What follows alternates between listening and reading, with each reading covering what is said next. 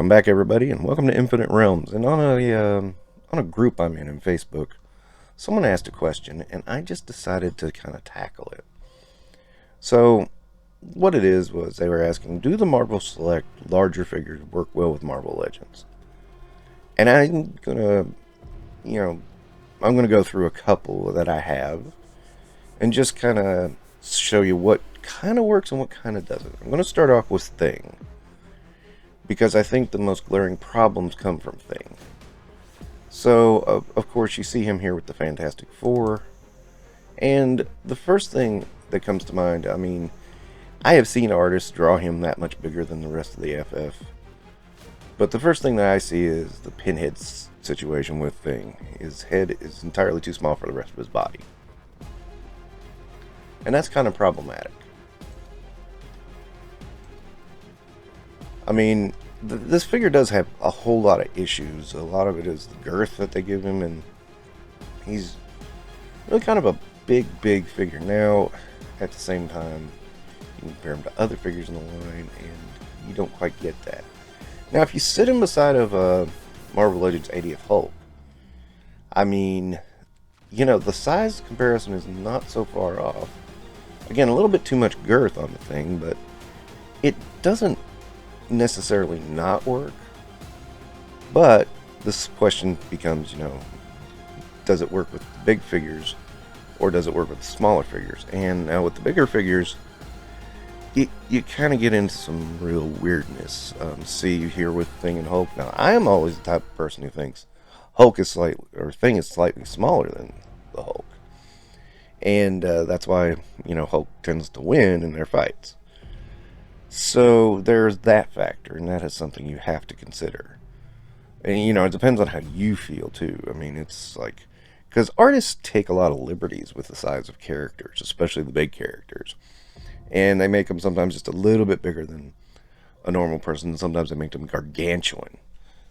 One of the figures that I have that I've seen people take a lot of liberty with is Abomination. Now, I really got the Marvel Select Abomination because I just thought it was a neat figure. I thought it looked cool. I always kind of liked Abomination. He's just a character I really dug. And, well, you set him beside of the Hulk. The 20th anniversary Hulk that just got released, and you see the problem right away. I mean, look at the big girth on that guy. I mean, he's just huge. And the Abomination should be a large character, but more along the lines of Hulk, not along the lines of that. Now, granted, if you go all the way with this and get a Marvel Select Hulk, they're going to balance out each other. Although, I don't think the Marvel Select Hulk is quite that beefy.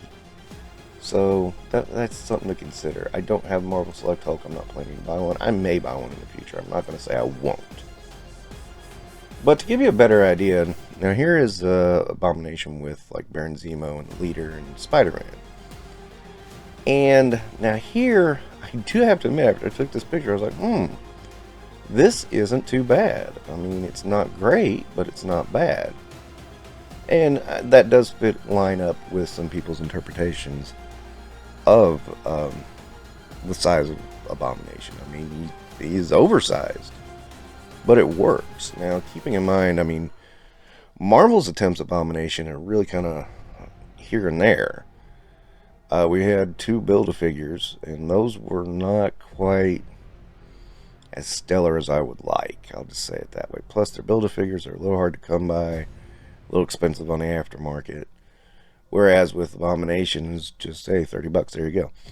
And, some people stayed away from Marvel Select because of the price. $30 is kind of steep. But when you're getting down to Marvel Legends going up, it actually isn't anymore. It's actually pretty reasonable. Especially when you consider that, things like the Hulk going for $42, whereas you got Abomination sitting here going for $30. So that's something else to consider.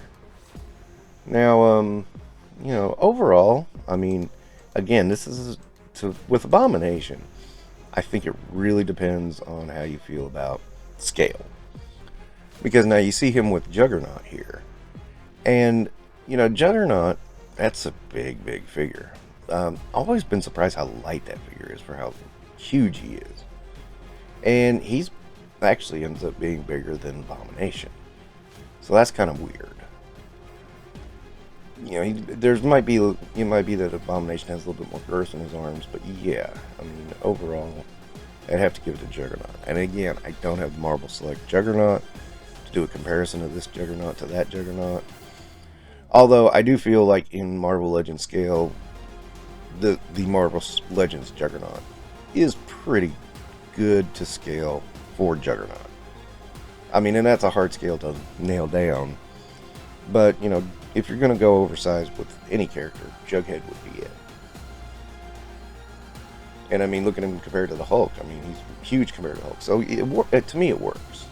And that's all, you know, that's what I'll say about that. But back to the subject of Marvel Select. I mean, I suppose you could say that, you know, Abomination got a little extra radiated and grew a little bit. I mean, that could be a possibility. But, you know, with Marvel Legends, it's kind of hard to fit them in. Now, here's the big one.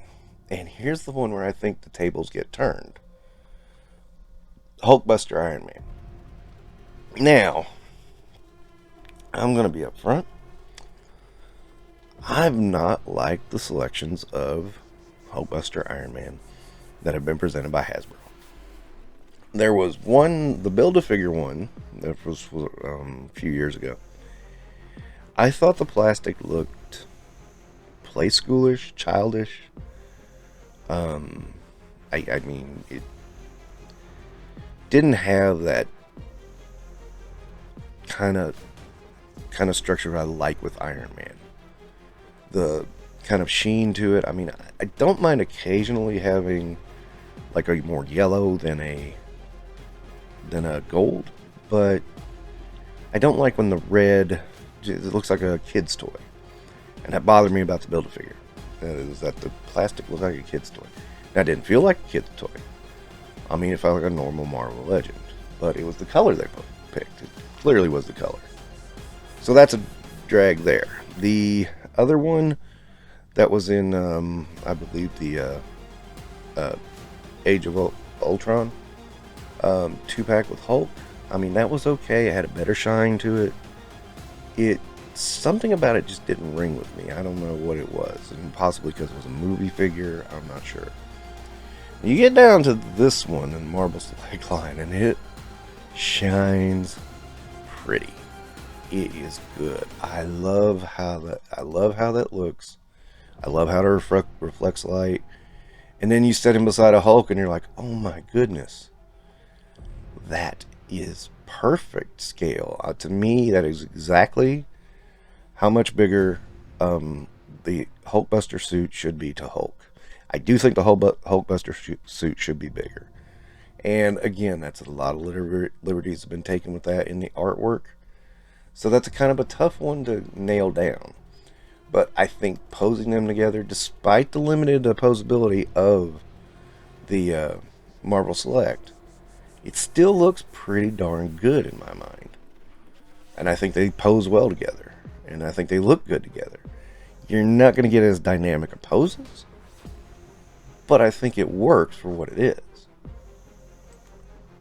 And you compare him to Iron Man, and, you know, I think he fits in rather well. Especially with some of the newer ones that we've got, with the more gold to it, and the stronger sheen to the red. I mean, it looks metallic now. Even the slightly older ones, like, oh, I always forget the name of this version of Iron Man. But you know what I mean, the neoclassic armor. It's you know, it's still, you know, blends in. I mean, they look well together, and they look like they're part of the Iron Man armory. I think it works. So, you know, again, with Marvel Select, I think it has to be, what do you think? I think it's very opinion based, for one thing. I think it has to be what you think. And how do you think these big guys are going to blend in? Do you like your big guys more in the big end? Yeah, maybe I ought to start buying, you know, Marvel Select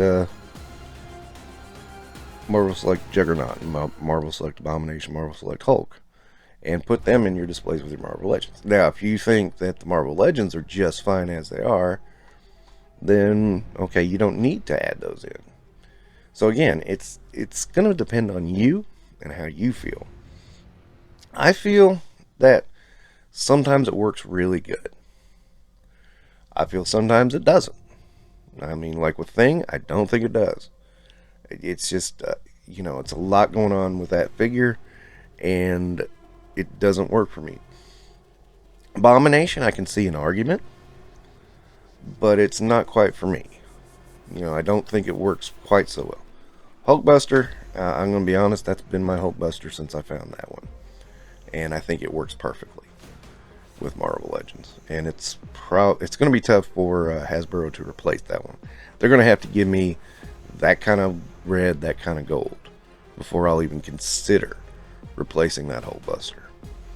So that's just my thoughts, my views on the Marvel Select situation. I thought this would be an interesting video to talk about, and I've got a little bit more coming up with some Marvel Selects that, well, I'll just talk about it when it comes time. But that's going to do it for right now. Thank you so much for watching Infinite Realms and for listening, and you have a great day.